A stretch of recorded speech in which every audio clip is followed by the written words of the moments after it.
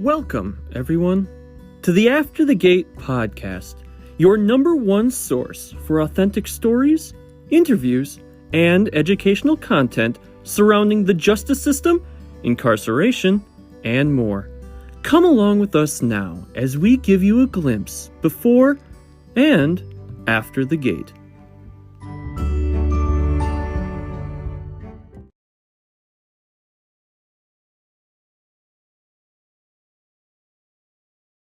Yo, what's up, everybody, and welcome to the After the Gate podcast, your one-stop shop for all of our needs with prison experiences and just tapping into that world, the unseen world of incarceration, the justice system, and more. And tonight we have an amazing story, a guest, Jeffrey Deskovic, and we're going to be talking to him a little bit about his story, sharing his experience and what he's been through. But to jump things off, I'll let you take over, Jeffrey. Can you tell us your name, age, and location? My name is Jeffrey Deskovic, and I am presently 48 years old, and I am located in the Bronx, in New York. Very nice, very nice. So, Jeffrey, what was childhood growing up for you like? Did you grow up in the Bronx, and what was adolescent like up until the point before you would become incarcerated? I grew up actually in Peekskill, which is in Westchester County, so that's actually 50 minutes north of the Bronx. Growing up, I think I was kind of like an all-American kid. I was very active. I mean, there were a lot of kids in the apartment complex that I grew up in Peekskill. I was one of the main two kids, and usually whatever I would suggest would generally be what we would do if we were going to play Monopoly, play kickball, play stickball, play basketball, ride bikes, play video games. But that was kind of my life after school. My life in school was different. I had actually skipped a grade. I skipped first grade. And so the kids that I was in high school with, they were all a little bit older than me. So in high school, it was not the same group of kids. And I was kind of quiet and to myself, and I didn't play a lot of organized sports. And I was kind of like on the fringes of the society, and I didn't quite fit in. And that'll later take on a prominent role in what everything wound up happening to me. Yeah. So for everybody listening right now, Jeffrey has a national story that's captured very many people and showcases the injustice in the justice system, incarceration, and just how the world is handled today with court systems. Can you tell us a little bit, Jeffrey, of what was the leading up days to the point where this is the trouble I'm in, and this is the trouble they're saying I'm in, and the incarceration that's going to lead to it? What was like that week that led up to it? So November 15th was the day that a high school classmate named Angela Correa disappeared, and one of her classes was a photography class. The professor assigned all the students to shoot some pictures of foliage. He instituted a buddy system whereby he paired the female students up with the male student. And so Angela walked home with her sister. Her sister went to the restroom, and when she came out, Angela had left. She decided to go to the park to take these photos. Without her sister, this was the first time that she ever really went anywhere, as I understand it, without her sister or her parents. And the male student that was supposed to accompany her to take the pictures played hooky on the assignment, so she was essentially in the park by herself. So she went missing. Her body, there was news coverage, there was like an announcement on the PA system asking any kids if they knew what she was. There were articles in the newspaper. And, ultimately her body was found a couple of days later, naked from the waist down. And, there hadn't really been a murder in Peekskill for quite a long time. So this created an atmosphere of fear, rumor, paranoia. Parents were concerned with their own safety of their children. And there were town hall meetings parents were picking their kids, driving their kids to school, picking them back up, bringing them straight home. There were town hall meetings held, safety tips, progress on investigation. that kind of thing. So, in the course of the police investigation, they interviewed a lot of students from the school, and some of them told the police they might want to speak to me because I was quiet. I didn't quite fit in, as I covered before. I guess their thought was that people that are loners that don't quite fit in commit heinous crimes. I guess that's the underlying theory of that. Hmm. So that put me on their radar, and then from there, uh, I was a sensitive teenager. This was my first real brush with death, and it did have emotional impact on me. I went to the wake multiple times. I went to the burial. I went to the church service. Then again, I wasn't all that different from anyone else in the small city of Peekskill in Westchester County, New York, which population was approximately 25,000 people. This really shook up the whole city to the point Hmm. that there were free mental health services offered to anyone who wanted it. And many people attended multiple wake sessions, and many people were emotional. So, in that aspect of it, I wasn't really all that different. Nonetheless, the police thought that my emotional reaction being disproportionate to what my actual relationship with the victim was, they thought that that was suspicious. Yeah, So, yeah. so, That uh, good. You want to break in and ask something there? or so so with your relationship with I just reading a couple of things, Jeffrey. They had said, I'm not sure if this is true. You could elaborate. Was she your childhood sweetheart just growing She was up, no, or she was not. She in two of my classes as a freshman, one as a sophomore. I knew her name. She knew mine. That yeah? was really the extent of it. I mean, we were not even Hmm. really on a high vibe basis. Yeah. But the Peekskill police, not being all that uh, used to investigating homicides. They got a psychological profile from the NYPD, which purported to have the psychological characteristics of the actual perpetrator.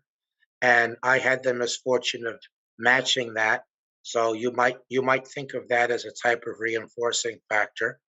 So all those three things, okay, the kids, they both the sentimentality and the profile that all answers the question about how did I come to be on the police radar in the first place? Hmm. So from there, the police, I had 6 weeks of interaction with the Peekskill police. Half the time they would talk to me like I was a suspect. And when they would push too hard and I'd get afraid and I'd want to get away from them, they would switch things up and they developed this Jeff as a junior detective helper theme.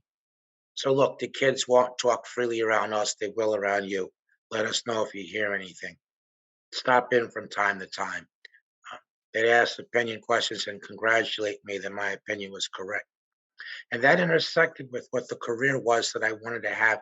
Before I was a teenager, I fantasized about being law enforcement when I grew up.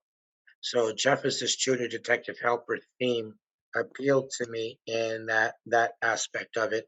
And then the fact that I came from a single parent household did also. That intersected with the good cop, bad cop, in which, one officer pretended to be my friend, and I began to look at him as a father figure. So eventually they got me to agree to take a lie detector test. They said, look, we got some new information in the police file. We want to share that with you. That's going to allow you to be more helpful to us. First, though, we want you to take and pass a polygraph. So the next day, rather than report to the school, I went to the police station for the test. I expected it would be at the police station because that's where I had heard through the rumor mill that other people had been polygraphed. Because it was a school day, my mother and grandmother thought I was in school. They had no idea I was in police custody, so they didn't call around looking for me or try to help me. As far as they knew, everything was okay. And from the police actually drove me 40 minutes away by car across county lines from Westchester to Putnam County, specifically the town of Brewster, which meant that I couldn't leave on my own anymore. I was dependent on the police. I didn't have an attorney present. They didn't give me anything to eat the whole time I was there. The polygraph, there was three cops that came with me from Peekskill, but there was the polygraphist also, who was a Putnam County Sheriff's investigator. He was pretending he was dressed like a civilian. He never identified himself as a cop, so he never read me my rights. He gave me a 4-page brochure which explained how the polygraph worked, but it had a lot of big words in it that I didn't understand. But then I Mhm, figured, well, I'm here to help the police, so what does it matter? Let's just get mhm, on with it. mhm, From there, he put me in a small room. He gave me countless cups of coffee, I think to get me nervous. And then he launched into it. Then he wired me up to the machine and he launched into his third degree tactics. So he raised his voice at me. He invaded my personal space. He kept asking me the same questions over and over again. And he kept that up for 6.5 to 7 hours. Towards the end, yeah. And Jesus. my fear kept increasing in proportion to the time. And Mhm, eventually, he said, "What do you mean you didn't do it? You just told me through the test that you did commit the crime. We just want you to verbally confirm it." And that really shot my fear through the roof. And then the cop that had been pretending to be my friend, he came in the room and told me that the other officers were going to harm me. He was holding them off. He couldn't do so any longer. You have to help yourself. Look, just tell them what they want to hear. You go home after this. You're not going to be arrested. So, being young, naive, frightened, 16 years old, I wasn't thinking about the long term. I was only thinking about my safety in the moment. I was in fear of my life. The fact that I didn't know where I was and no one else did either loomed quite large. I was overwhelmed emotionally and psychologically. mhm. Then there was a possibility of harm. There was this false life preserver that he threw me. And so I decided to make up a story based on the information that they had given me that day and the 6 weeks run up to everything. By the time interrogation finished, I had collapsed on the floor in a fetal position. I was crying uncontrollably. Obviously, I was arrested. The interrogation was not videotaped, it was not audio taped, there was no signed confession. It was just the cop's word for it. And later on, when I went to trial, they left the threat and false promise out of their story. So that was how I was arrested. Jesus, for everybody listening and just hearing that, Jeffrey, that it like hurts my soul to think that being that young of a kid, taken away from all of comfortability and brought into, like you said, to a world and being threatened by individuals that you think are supposed to protect you and help you, and they're treating you like that. That hurts my soul that you've been through that, man. Um, so Jeffrey, from that point after the polygraph, you were arrested. Like this was not on. Had you spoken to your mother? You said that you're a single parent home. Had you spoken to your parent at all leading up to those days? And was there ever that conversation, like why do they keep asking me? Why are they so close to me? Why are they? Was that ever a conversation with you and your parents, or it was just like we don't think this could happen? Like it's not me. It's was that something that ever came up between you guys? Um, I guess the short answer is no. To put a little color to it, I had one conversation with my mother after the first police encounter. She didn't want me to speak to the police any further. She never really articulated to me a clear reason why. Yeah. I was 16 years old and I was at that stage in life where a lot of kids, including me, but not limited to me, were struggling for independence now, and that led to some conflict. So my relationship with my mother was not in the best possible position. And at that age, I mean, most of us think that we know better than our parents, and I was no Mhm. different. So I didn't understand what could possibly happen. I'm Yeah, yeah. innocent. I'm innocent. I don't know anything about the crime. But then they're also telling me that they need my help.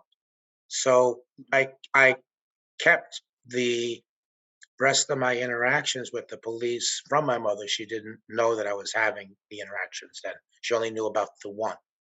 Yeah, yeah. For the police to be doing all of that, that's illegal, correct? They can't have any contact, they No, can't be. no, it's not. It's not correct. At 16 years old, it is legal. At It is 16, legal. you're considered to be an adult for purposes of being able to waive your rights and speak to the police without a parent or an attorney being present. Yeah. What was Oh, illegal wow. about what they did was the threat and false promise. That was illegal, but everything else they did was legal. Okay, okay.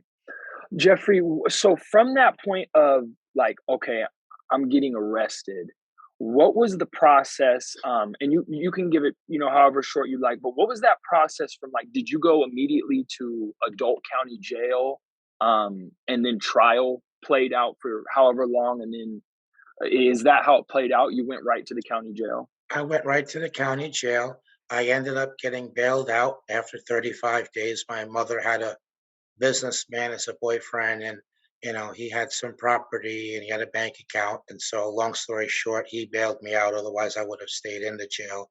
The bail was $50,000. So but and just legally from that point forward, though, I mean, results of a DNA test came in from the FBI lab, which showed that semen found in the victim didn't match me. There was head and pubic hairs found on the victim, which were determined to be from Mongoloid and Negroid origin, which I'm pretty much as white as you can get. But the prosecutor countered that. He got the medical examiner to commit fraud. When the DNA didn't match me, he suddenly said that he remembered that he forgot to document medical evidence that he claimed showed that the victim had been promiscuous, and that opened the door for the prosecutor to claim, well, that was how the DNA didn't match me, and yet I was guilty, that she had slept with somebody else before I murdered and raped her. But that was all a lie. He took it a step further and he named another youth by name that he claimed had slept with the victim, but he never had that person testify to that. He never had a DNA sample extracted. He just made an unsupported argument to the jury. And with the Mhm. hairs not matching me, he claimed that the hairs must have come from the Vietnamese medical examiner and his African American assistant. But once again, he didn't actually have testing done to prove that. He just threw the suggestion in the air. And Yeah. he got away with that because, firstly, the victim's family was not coming to court, so they had no idea that her reputation was being trashed like that. It was all a lie. She actually died a virgin, as I understood it. So they were willing to wreck her reputation. Like it wasn't enough that she was murdered and raped. Let's make a whore out of her also. Uh, and and then my defense attorney had a public defender, and he essentially did not defend me. He never interviewed or called as a witness my alibi. I was actually playing wiffle ball when the crime happened. He never explained to the jury the significance of the DNA not matching me. He never used that to challenge the truthfulness of the confession. He rarely met with me. He literally did not cross examine the medical examiner. He never asked him one question to try to discredit him. And he should have never represented me because of a conflict of interest. This other youth that the prosecution was falsely saying had slept with the victim was represented by another member of that same public defender office, and specifically by the lawyer who's supposed to be supervising him on my case. That conflict prevented the defense from calling him as a witness. It prevented the defense from asking him for a sample. And when you defend a case with as a false confession, you have to answer the confession, you have to explain it, you have to disprove it, you got to bring it all together in your closing argument. But he never did that. Sometimes he argued to the jury the confession never happened at all. Other times he was saying it happened, but it was false. At still other times he was arguing that it was coerced. So by taking this, I'm just going to throw mud against the wall and see what sticks type approach, he had to have been standing there with like no credibility at all in front of the jury. Excuse me. Oh, yeah. Lastly, polygraph and polygraph test results are not admissible because they're not accurate. But the trial judge ruled that, well, because the false confession happened in the course of the polygraph, he came up with a backdoor rule to allow the polygraphist to testify anyway. He let the polygraphist repeatedly tell the jury that I failed the polygraph, which was that I was lying when I denied involvement, which Mm-hmm. obviously was anybody could see that that would be prejudicial. And Mm-hmm. the victim's clothes, including the bra, had been admitted into evidence, and the jury asked to see the bra, which was important because one of the statements that was coerced out of me, I said that I ripped the victim's bra off, but there's some bras, the way that they're made, you can't rip it off of a body. You can't. Mm-hmm. So when the jury asked to see the bra, that's when the judge said the bra and other clothes were left in the courtroom over the weekend, and that the janitors apparently thought it was garbage, so they threw it out and it wasn't available anymore. And Oh, he substituted a photo where he said you could almost see the bra. He substituted the photo for the bra. And lastly, and I'll let you get back, Ken. I don't want to talk too long. yeah, yeah, But you're doing fine. Yep. the last thing I wanted to mention is on the third day of the jury deliberation, they sent out a note asking if we don't come up with a verdict, because it has to be unanimous. It must be all 12, one way or the other. They Mm-hmm. wanted to know, well, if they didn't come up with a verdict, would they be sequestered over the Christmas holiday? And the judge said, yes, you will. And so I later learned that at that point, it was 11-1 for a conviction. But one of the jurors thought I was innocent, but they were pressuring him. And when that answer came back, that ratcheted the pressure up, and nobody wanted to be there over Christmas, including that juror. So he switched his vote based on that. And so the end result was I was found guilty. I was 17 years old at this point. I was found guilty of a murder and rape, which I did not commit.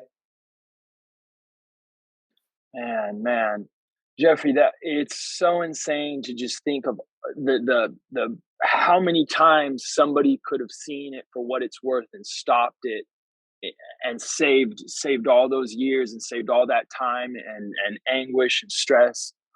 When the trial was concluded, I'm sure that was the biggest shock to your life and the biggest shock to your families. What was it like from that moment? You're about to enter a prison facility and you're about to be sent off to somewhere for something you clearly didn't do, and you know this in your head. What was going through your head with your family, like thinking back, like do they trust me that I didn't do it?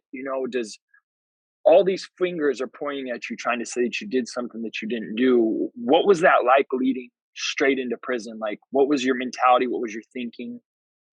I was in shock, like I couldn't believe my ears when I heard, guilty.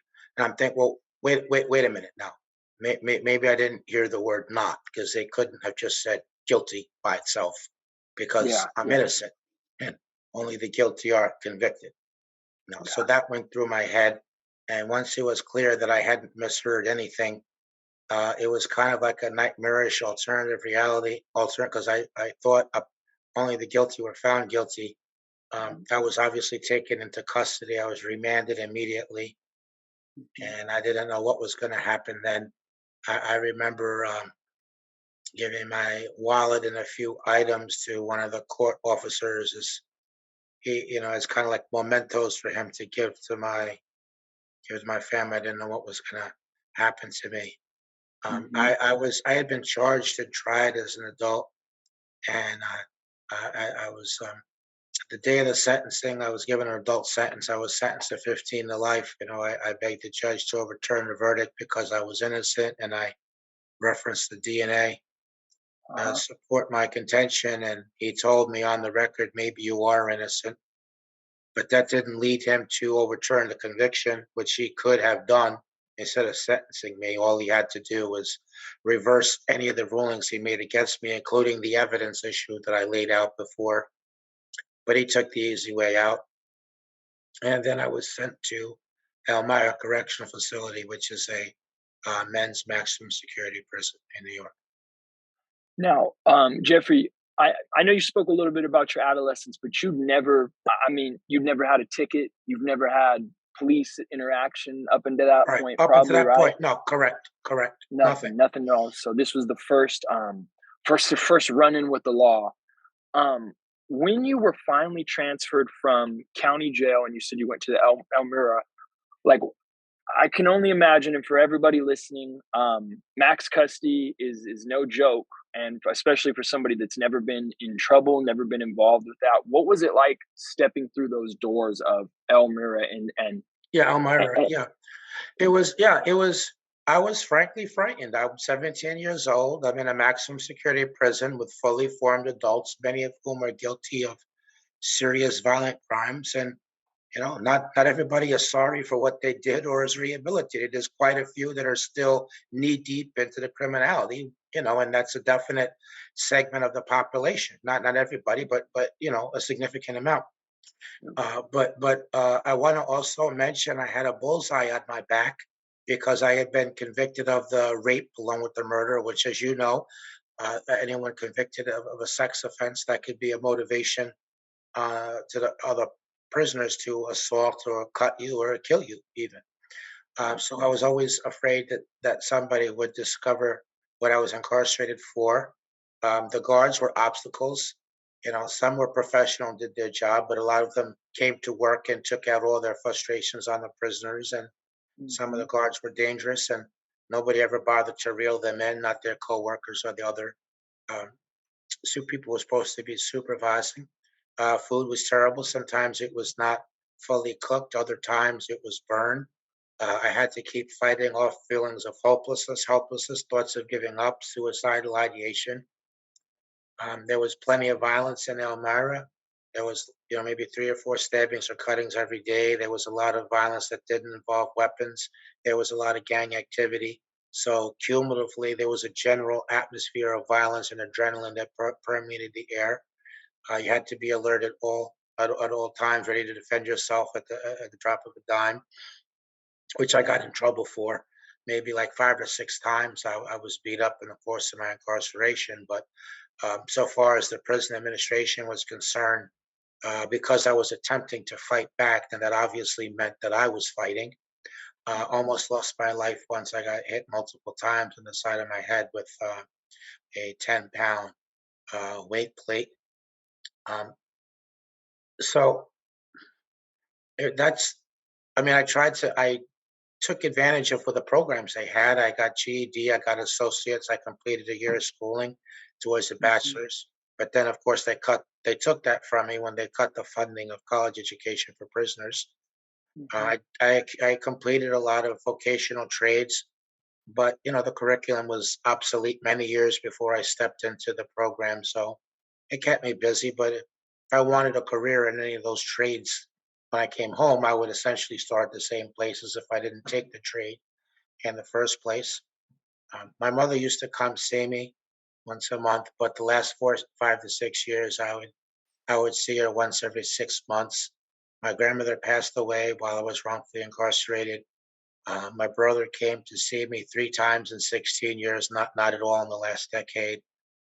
Kids on the school bus used to tell him that his brother was a rapist. They'd say other mean things, and they would try to hit him and stab him with pencils. And eventually, he dropped out of school. So everybody was impacted by my wrongful conviction. Is the point that I'm trying to get at? And ultimately, I went to the parole board, where because I maintained my innocence rather than express remorse and take responsibility, I got turned down for parole. So that meant I had to do more time on top of the 15 years that I had just served. They told me to do another 2 and come back and see them. But I was eventually exonerated. I got the Innocence Project to help me. They took my case, and that was the first key. The second key was Janine Pirro, who was the Westchester DA after I was convicted, but before my first appeal. So she fought me in 7 appeals, including blocking me from getting further DNA testing. She left office. And thirdly, we got lucky that the actual perpetrator's DNA was in the data bank. The data bank had been created. So we went from being able to say that it didn't match me to saying who it did match. And that individual's DNA was only in the data bank because he killed a second victim 3.5 years later after killing the victim in my case. She was a school teacher and had 2 children. So on September 20th, 2006, the conviction was overturned. I was released. I reported back to court November 2nd, 2006, at which point all the charges were dismissed against me on actual innocence grounds. The actual perpetrator was arrested and convicted, and there was later a report issued by 4 experts which detailed all the fault lines at which the system broke down, which resulted in my being falsely accused, wrongfully convicted, and spending 16 years in prison. And man, that is so crazy, Jeffrey. So Jeffrey, from the point of you when you know you're going to get out of prison, and you know it's coming, when was that inside prison? When did you know? Like the day? The day Did before. you the day before you got out? Yes. My Oh attorney my goodness. paid me a surprise visit. She told me the items had been tested, and I'm like, "What are you talking about? They're not supposed to be tested for another month." She's like, "No, they moved it up. You're going home tomorrow."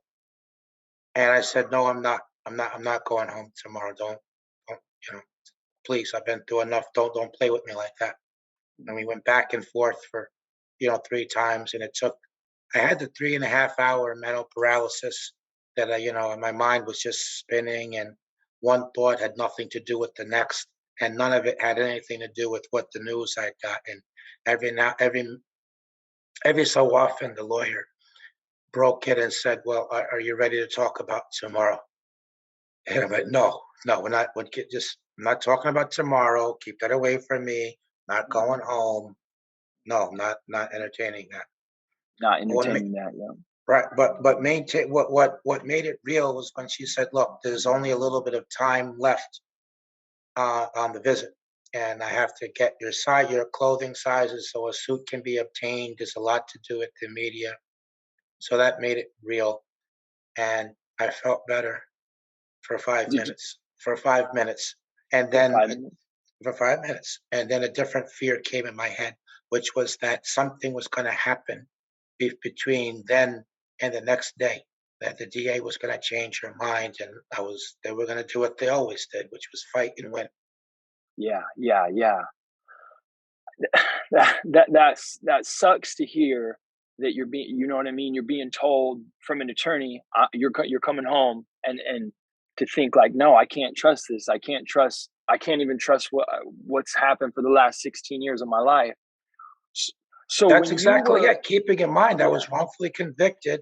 Then I mhm, lost 7 appeals, and then I went to the parole board. It was turned down there. So the sum total of all that had to do with that was what led up to my disbelief, distrust in the system. And every time one of those things happened, it was like I was wrongfully convicted all over again. You become afraid to try to believe or trust that all that hurts.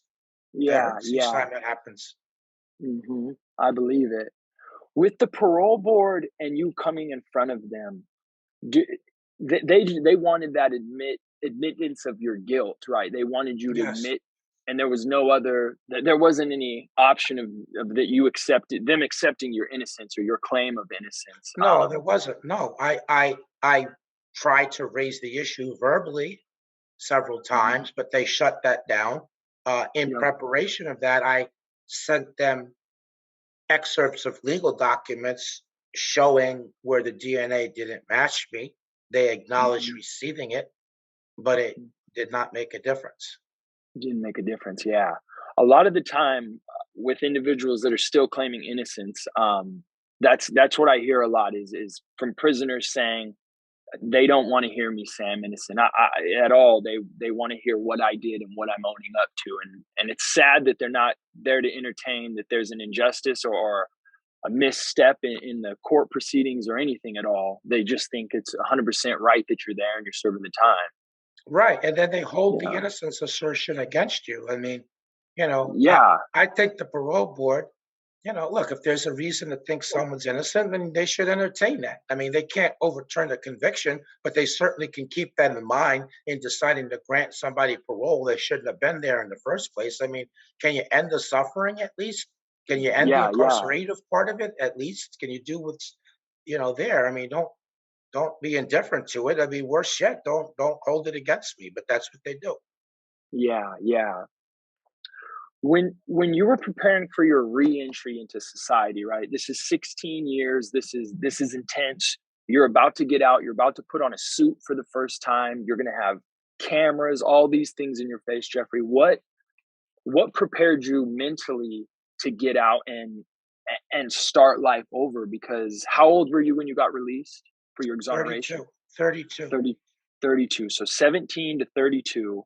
And what was it like walking out of those gates, and how did that feel?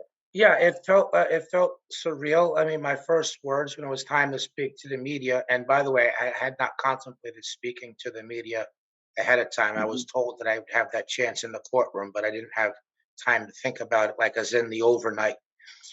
My first words were, "Is this really happening?"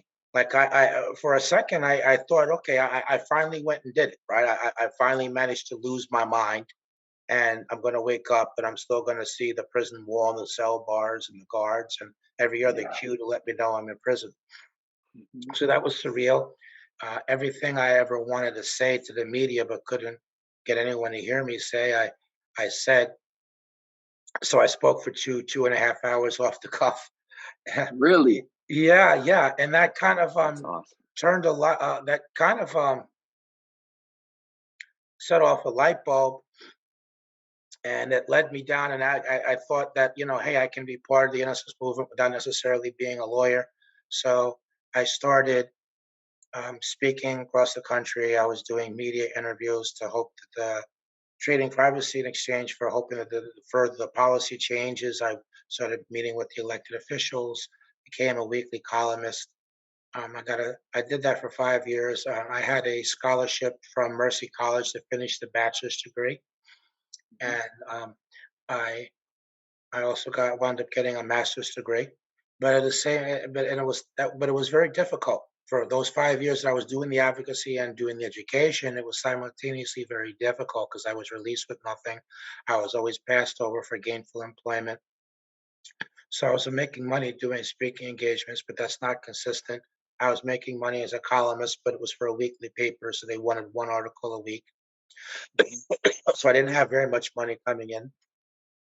So I lacked stability of housing. I bounced around from place to place at one point, becoming a couple of weeks from a homeless shelter.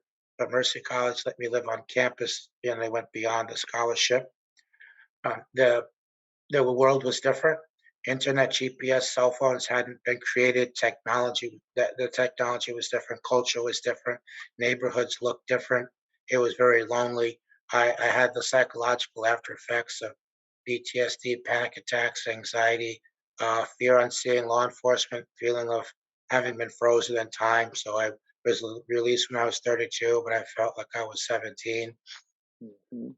So all those things, it was particularly challenging for me because I had been incarcerated when I was 17. So I had never lived on my own before, never had a job, never wrote a check, never went shopping, never balanced a budget, never had a driver's license. So all those things were difficult for me.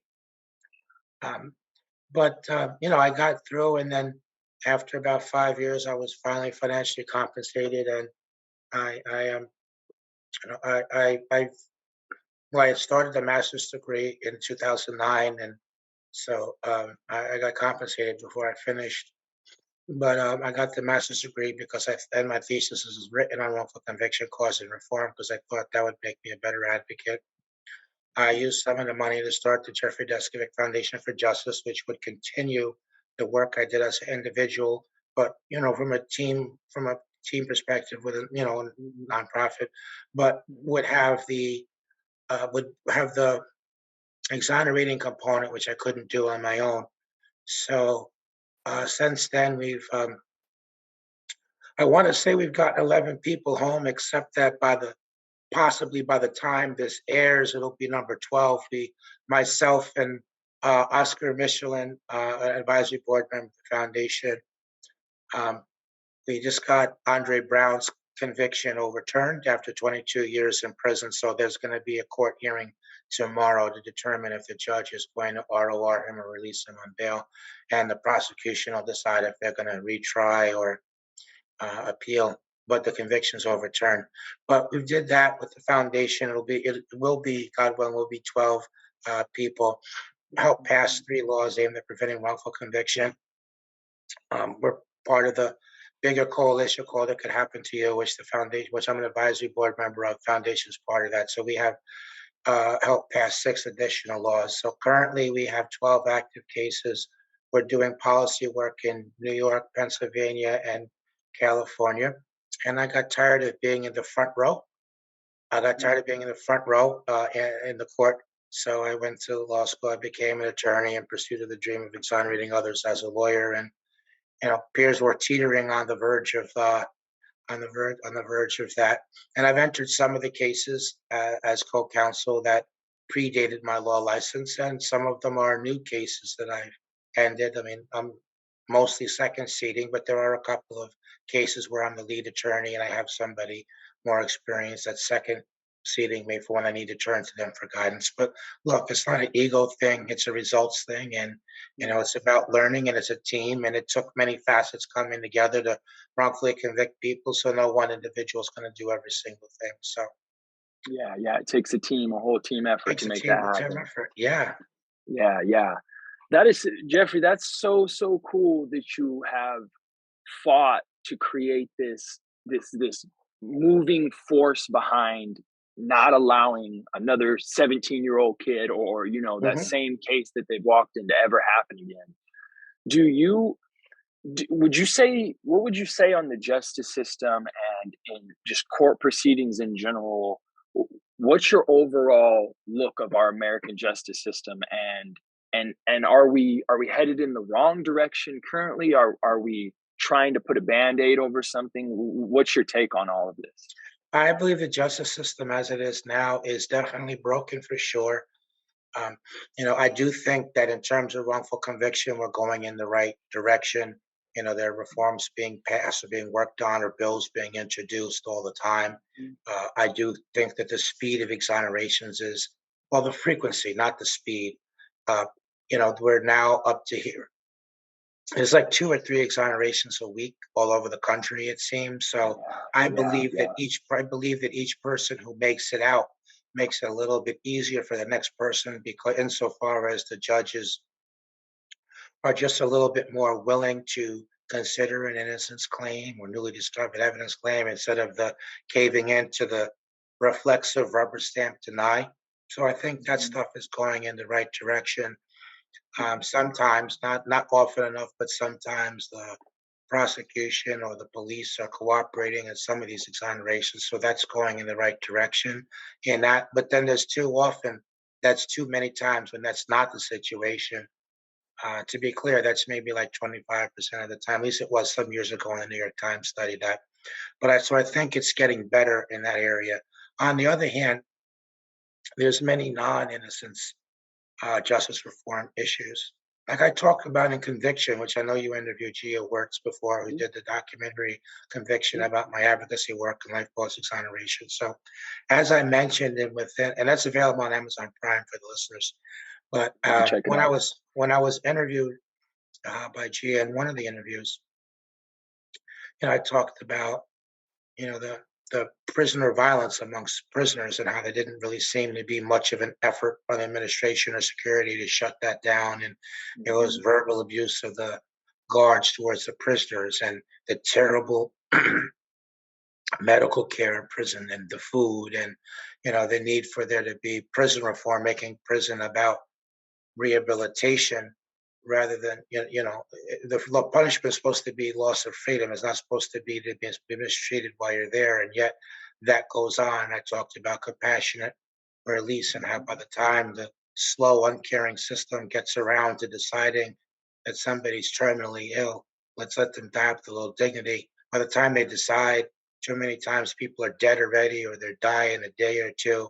So I talk about that and the need for parole reform and how, you know, college education and prison being extremely low recidivism rate for college educated prisoners, how that really shouldn't be viewed as anything other than as a serious crime fighting tool, but yet for the most part, it's not being, reintroduced, or hasn't been implemented as yet. So I talk about all of those things, all these inhumane conditions that nobody should be subjected to, and I talk about over sentencing and how there were people that I met in prison that were doing 15, 20, 30 years because the amount of drugs they had was this big rather than this big. So it was a felony, not a misdemeanor.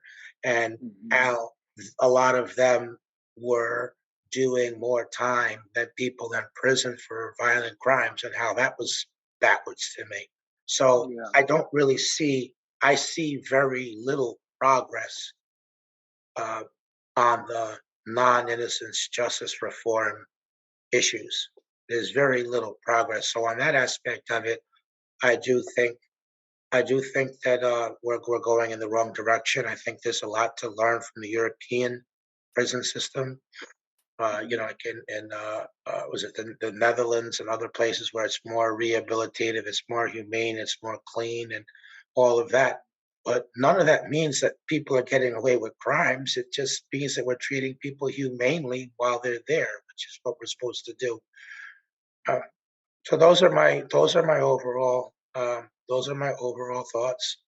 Yeah, yeah, very good points, very good points, and I like that you said, Jeffrey, that tr a lot of people don't take that proactive approach to these individuals are coming back to our communities. So what are we doing to help them not commit crimes again? Or what are we providing the necessary tools for a good, successful reentry that's going to benefit the community as a whole? Um, okay, Jeffrey. So if you could speak to somebody that's out there right now inside a prison cell going through the same thing that you went through, and they're up against a wall, they're reaching out to the Innocence Project, or like you said, over sentencing of a crime, and they're just trying to remedy their sentence or to get back to life. What would you have to say to individuals that have walked those same footsteps as you, and whether it's a piece of hope, a piece of motivation for them to not give up on their exoneration, or just to get back on their feet and live a normal life? What would you have to say for them? I would say don't give up. If I had given up, I wouldn't be where I am today. I would say make use of your time. I read 3 or 4 nonfiction books every week. I would suggest people do that. Take advantage Mhm. of the limited educational programs that there are. I oriented everything I did to having some kind of potential usage if and when I return to society. So, like I didn't work as a porter. I didn't need to work in the laundry or some other silly job that in one way or another had to do with running the prison. Take Yeah. education type programs, focus on betterment, and definitely go to the law library and learn the law. That's big. On a practical level, I would say reaching out to people. You need to put together like a short attention grabbing letter, not more than 2 paragraphs. My name is so and so. I'm convicted of this. I was wrong. If you're innocent, I was wrongfully convicted of this. This is the sentence that I was given. This is the evidence against me. Here's the flaw in the evidence. Here's the top 3 things in the record that show that in the point in the direction of my innocence. Here's some directions to go in. I'm writing you because I'm asking you to consider taking my case pro bono. So if someone's over sentencing, my name is so and so. I'm convicted of this. You know, I've been over sentenced. My sentence is this. It really should have been this. I'm Mhm. writing you because I'm asking you to consider taking my case pro bono to try to help me get a lesser and more just sentence. I mean, Yeah. people write long letters, and that's wrong. The longer your letter is, the less likely anyone's going to want to read it.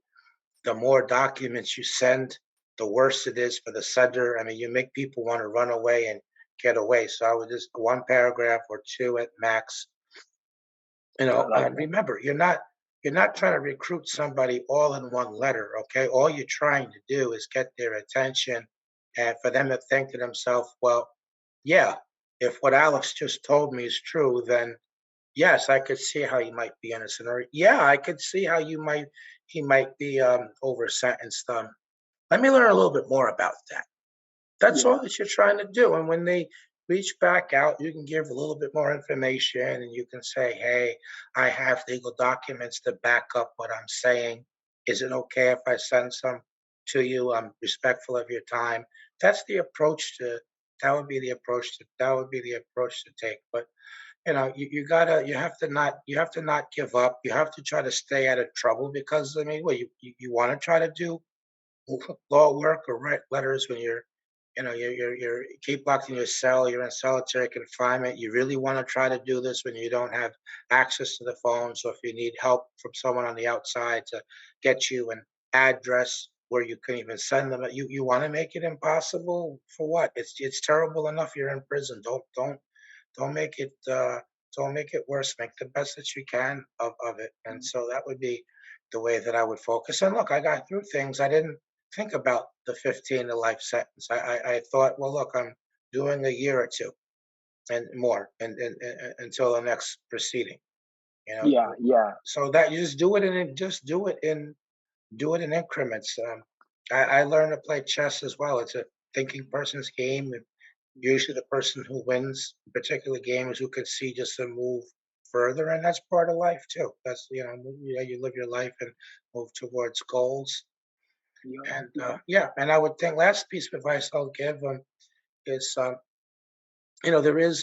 is a starting to be a growing awareness of over sentencing, and I think something will happen at some point in the future in terms of sentence modification, just from a policy perspective. So it's not all based only on what the individual can get done for themselves or someone else can get done for them if they can recruit somebody. I mean, I think that there is some people are talking about different policy initiatives like elder parole, which people who are 55 and you've done 15 years and you're considered elderly, so therefore you'd be entitled to a parole board appearance, not a guaranteed release, but that's a measure that's being worked on as an example. But between now and then, you need to stay out of trouble. You need to accomplish things. I mean, you want to try to be a model prisoner. Then once you're short to go to the board, once they make the Hmm. change, that's what you want to shape up. It's going to be Hmm. too late then. No one's going to believe you. No one's going to believe you or even want to listen. Even I no think one's it's going to easy even want to listen. Yeah, easy to sweep under the rug when they think that there's been no reform or change towards it right. in a person. Yeah, Yeah. they want to release people that they can believe in, that are going to come home and that are going to live law-abiding lives. And but if you don't give them reason to believe that, you're going to make it easy to dismiss. Yeah. Yeah. Jeffrey, I just have one last question for you before we sign off. Were you ever given an apology from anybody? Were you ever told the I'm only person, sorry? the only person ever apologized was the actual perpetrator. No one Really? else apologized. Yeah, yeah, but I mean, but his apology, he managed to mix it with the lie, so he rendered it meaningless. I mean, he claimed that he didn't know anyone was doing time for his crime, or he would have said something sooner. But Peeks Hill was a small city. Everybody was talking about the case. And it was a high-profile case. There would have been Yeah. no way that I can conceive of that he would not have heard it. So, to the extent Yeah. that that would have would have meant something to me, he managed to do away with that. But none of the actors. I got symbolic apologies from the judge and from the but I was not the judge that presided over my trial. I got a symbolic apology from the district attorney, but she wasn't the one that blocked the testing and she wasn't the DA when I was convicted. I got a symbolic apology from the prosecutor in the courtroom when the conviction Hmm. was overturned. But she wasn't the prosecutor that convicted me at the trial. So none of the people Yeah. involved were. But Alex, my we have 10, 12 cases active. We have another 7 that are approved but waiting. We're not Hmm. even taking new applications anymore because we're already over capacity. But I know there's a lot of people that need help, and my dream is to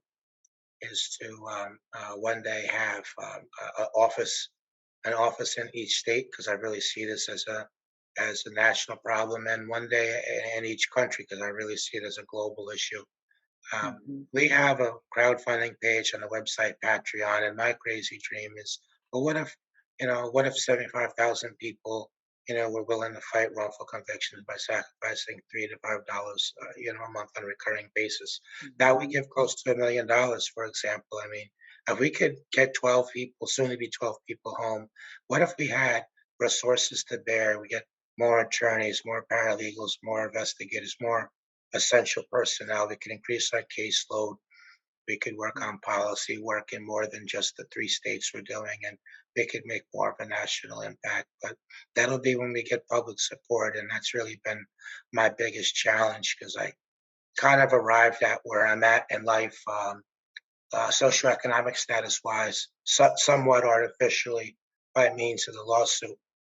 Like if I had made it in business over 10, 20, 30 years, then I'd have a cohort of people that we all made it, and so I could turn to them and say, "Look, this is what I'm doing. This is our track record. Would you consider to support this by being donors?" But I don't have that, so I have to rely on third parties who can make introductions to me of people of capacity. And if politicians of both parties can raise tens of millions, hundreds of millions of dollars for political races from what they refer to as small dollar donors. Why not for this issue? Why not for getting innocent people out of prison? Why not for policy changes aimed at preventing what happened to me from happening to others? So I hope that people, I know you have a large audience, so Gia says, and I believe her. So hopefully some of them people have to make the pitch. But look, I'm home, I'm free. It's not for me, it's for other people. I do like 50, 60 hours a week.